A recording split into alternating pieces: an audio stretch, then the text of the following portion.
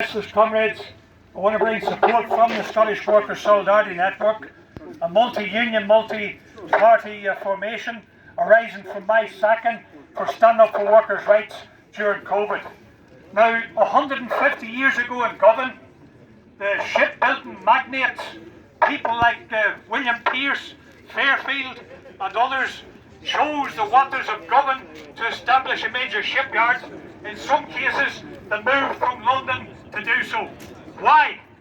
Not just because of the quality of the waterways, but also because they saw it as a potential source of cheap labour from places like Ireland and the Highlands, and also a potential area of divide and rule tricks by the employers, where they would divide them along national and sectarian lines to drive down wages to rock bottom.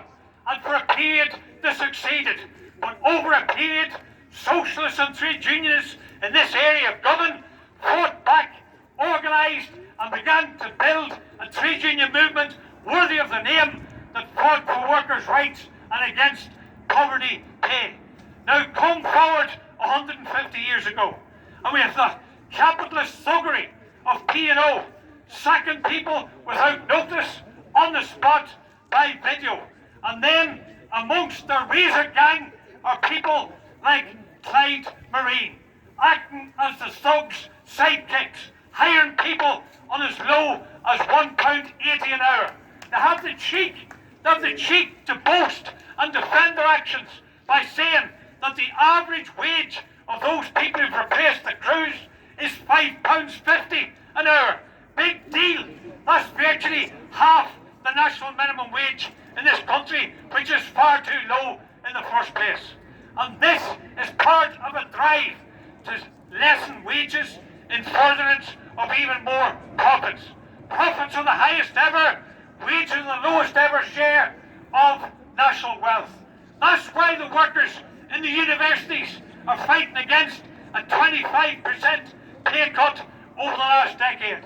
That's why the P&O workers are fighting to save their jobs and not be replaced by cheap, scabby slave labour.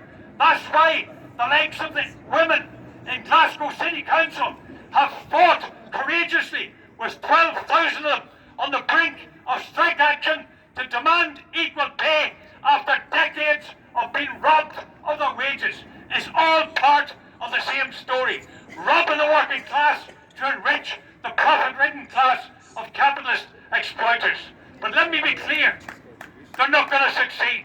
Yes, we will be back here and drive this crowd out of business when it claims to be the foremost recruiting agency for maritime services in Europe.